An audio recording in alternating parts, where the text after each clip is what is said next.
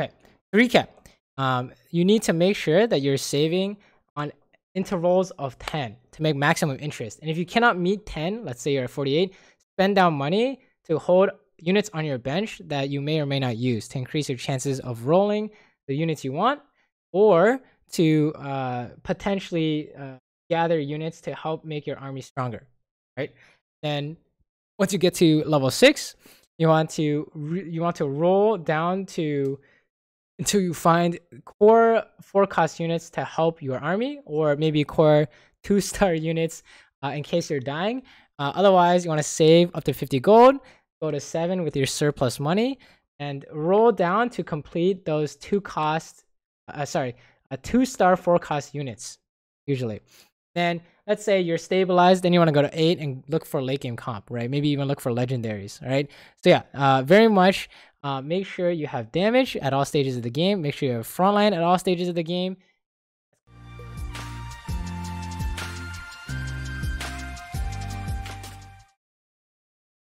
Hey guys, I hope you guys thought the new intro was interesting. We'll be partnering with MobileFire to work on some videos in this next coming month, so that's super exciting. One of the first ones we're kind of coming up with is about TFT, and it's pretty much because ranked is coming out, right? It's actually today, tomorrow, whenever this video comes out, right? So MobileFire is starting a new channel that's going to feature work from educational YouTubers. I think they're collaborating with some other people, including me. So hopefully we can produce some good stuff for them and for you guys. You know, the format of the video won't really, the format slash kind of content of the video will all be what you guys are used to. All right, so this is gonna be my first TFT educational video. So definitely let me know if you know, if you have any comments, good or bad. Right. So today we're gonna talk about consistent strategies to win, to get to top 4, which is basically winning in TFT, right? And top 4 is, if you didn't know, winning elo, right? First place player gets the most, second player gets a little bit less, like so on and so forth, and then 5th to 8th start losing, right? They start losing elo, right? So the goal of the strategy I'm going to explain today is to get top 4, and this is what is kind of referred to, or at least what I call the economy strat, right? We are not going to cover anything else today, just the economy strat, and we're going to go over some basic ideas, and then we're going to go into a video example I have for you guys right here.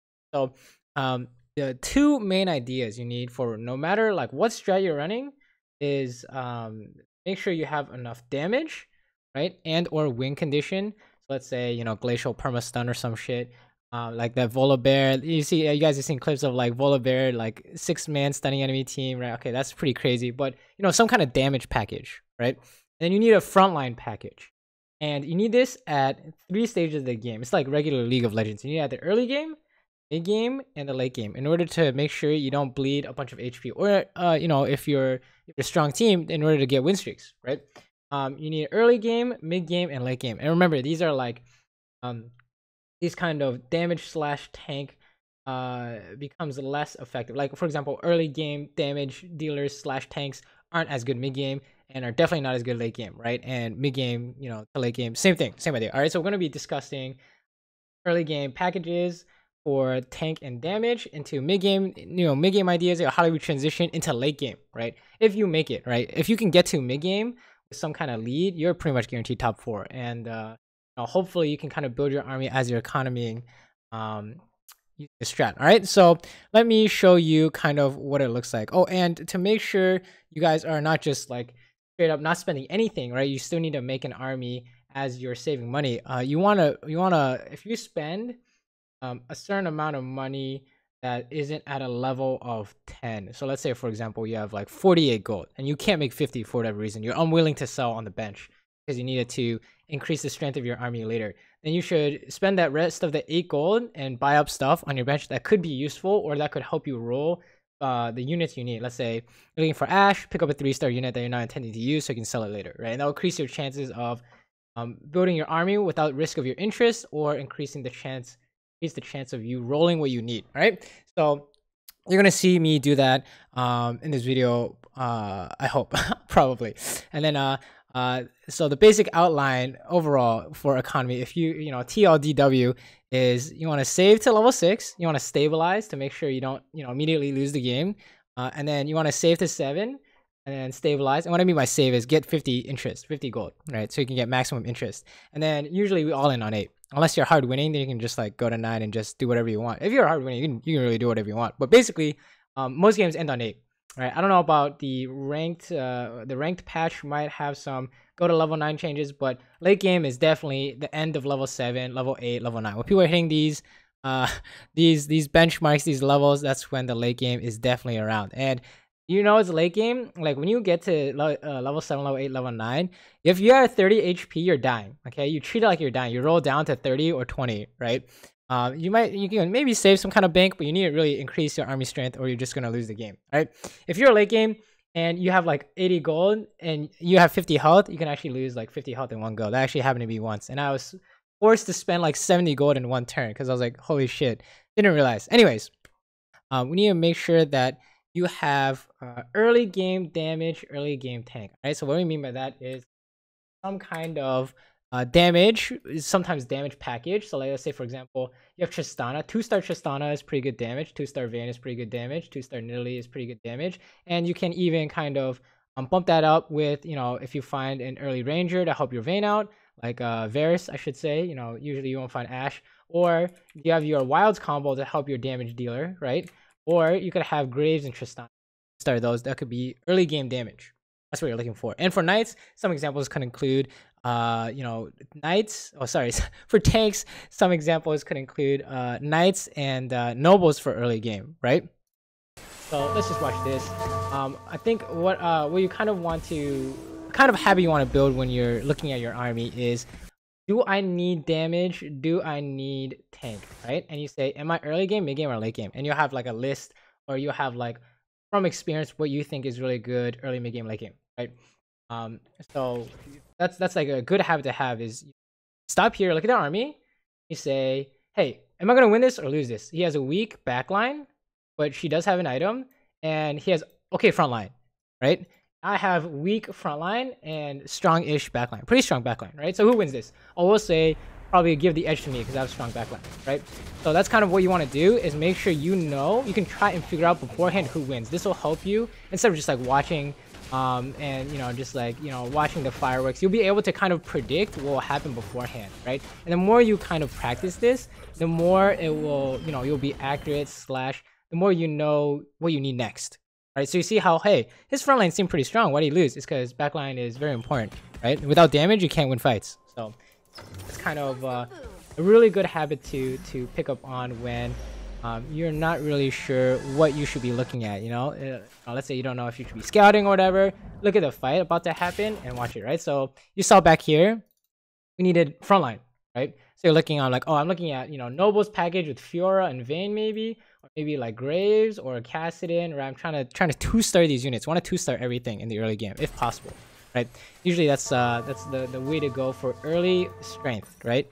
Mid game, you're gonna need some more synergy ideas, like for example, you're gonna need like 4 gunslinger, 4 ranger, maybe 2 ranger, maybe 4 wilds, 2-star Draven, right? You know, if you guys have played any TFT, you know what mid game damage looks like. It's pretty the common synergies, right? Even 3 sorcerers, 3 blindmasters, it goes on. This goes on, right? 3 assassins, whatever the meta is, or whatever you think is good. That's kind of what you're looking for. You're building your mid game damage, and you're looking for mid game damage, looking for your mid game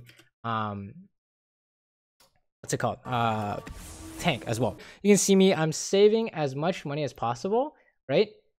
And we're gonna maximum economy till we hit level 6, and then we'll consider whether or not we should stabilize. And what I mean by that is, if we're starting to lose HP, we're gonna start rolling for 4 cost units. Yeah, I forgot to mention the reason why we saved to 6, because the chances of you getting a 4 cost unit goes from 3%, 3% to 10%. Okay, it's insane, right? You can actually find something. So that's why we go to 6, and that's why we start looking to stabilize and start spending money if we need to, right? But of course, if you're hard winning, you shouldn't be rolling on 6, right? You should be rolling to increase your army strength. So yeah. So here we're on 5. We're like, okay, we need to save money. Can I make the 50 benchmark? Yes, I can, because I'm selling this early game Tristana, right? We have no intentions of going for Gunslinger, so that's mid-game damage package non-existent with Tristana, right? This is not 3-star. We didn't give her any items, although I should be using some of these. That's a topic for another day.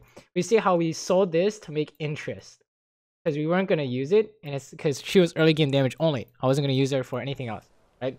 And in fact, everything you see on the bench right now, replaceable, right? For mid-game damage and mid-game tanks. And we can also go over what we think mid-game damage and mid-game tanks are. We did some mid-game damage earlier with like for Gunslinger, driven with items, etc. Tanks are like 1-star Cho'Gath or Elementalist, right? If you have no early game tank, you should probably start picking up Cannons and Lissandra, so that when you roll for Brand on 6, you can make Elementalist. That would be your front line until late game, right? No problem. Guardians can also work, right? If you find a Leona, you can look for a Braum. That's like if you're pretty desperate. 2-star Gnar, 2-star Sedge. That's like really strong mid-game tanks, right? But it is important to note that when you hit 6, you're not trying to 2-star these 4-cost units. Your chances of doing that are slim, right? But your chances of getting one of the 4-cost units that you need are pretty high, right? If you roll like 20-30 gold. I think someone did the math on that. I think I watched a rec full video. If you guys want to go and check that out, that's also very educational. But here you can see me picking up mid-game damage packages, right? I'm looking for sorcerers. I'm looking for Akali. If I can make 2-star Akali, I can go for some kind of assassins, right, in the late game. So you always need to be thinking about economy, and then mid-game, mid, early, late game, whatever, damage / frontline. Okay, so when you're getting to level 6, level 7, that's the mid-game, and end of level 7, level 8, level 9, that's the late game. Everything before that you could consider early game. All right, so if it doesn't help improve these areas of the game, or the next stage of the game, I should say, then you should not pick it up. So like, let's say for example, it should be obvious, right? But let's say we find a Tristana. We don't care. Worthless to us because it's not going to help our mid game or late game, right? It needs to help your current, the current fight you're in, the current stage of the game you're in, or the next stage of the game, right? And when you're all in, you just spend all your money to make your army as strong as possible, right? We're looking for our assassins here to make sure we have enough mid game damage, right? So if you take a look at this, we have mid game damage package, right? Plus a random nid, and then our front line's okay. Versus his, 1-star Draven, 1-star Yasuo. Okay, this is trash, right? He doesn't have anything. The only thing is his Gangplank with items, right? So the only thing we think he has is Gangplank with items. Let's see what happens. Is that better than 3 assassins? My hypothesis is no, right? Even though I've seen this video already, I don't remember all the fights, but it shouldn't. There's no way it shouldn't be, right? Based on what we know about, relative strength of units. So you see, we destroyed him, right? Oh, why did we destroy him? He has no damage. Right, so yeah, that's actually not too far off, right? We actually didn't beat him that badly, but let's fast forward to more mid-late game stages where we're looking to ditch this mid-game assassin package. Of course, you're trying to 2-star everything if you still have 1-star units. If you need to make your army stronger, right? But you see me pick up a card this year because I have not found a single Akali since the round earlier, since we're like level 6, right? I haven't found a single Akali, right? So you need to kind of look for a different damage package for the late game. If your mid game if you cannot continue your mid game damage package, like let's say 2-star the Akali and then branch out into more assassins, maybe 6 assassins, you should ditch them. You need to find something else. Maybe you can find a 2-star Aurelian Soul and then they're like 3 sorcerers, or in our case we found a Karthus. Now we're looking for sorcerers, right? So yeah, if you see this, this is Tapega, right? It wasn't even close. How do we know? Back it up. If you back it up, he's starting to have some late game ideas with 3 sorcerer and a 2-star Draven with items. And I don't really have anything. I have like 3 assassins, and my nid's not 2-stars. So we don't got jack. And our front line's weak, right? So we need to make massive upgrades to everything. So when you need to make massive upgrades to everything, you start rolling down to 50 when you're level 7. Right? His 6 sorcerer, these guys are not 2-stars. So actually having, you can't just the reason why mid game you can't just whip out single units and say, hey, I have three assassins, for example, is because you need to 2-star them. So his important sorcerers, literally everything but Veigar and Kassadin are 2-starred. So he actually had no damage, right? So that's kind of the stuff you're looking for. So if we fast forward, we're gonna roll for these. We're gonna roll for these characters. This is the end of the game. Is let's say you're just straight up dying, spend all your money to make your army as strong as possible, so you can make top 4, right? So to kind of recap, the whole strategy is save up as much money as possible while building an army to help your whatever stage of the game you're at. Early game, mid game, late game, right?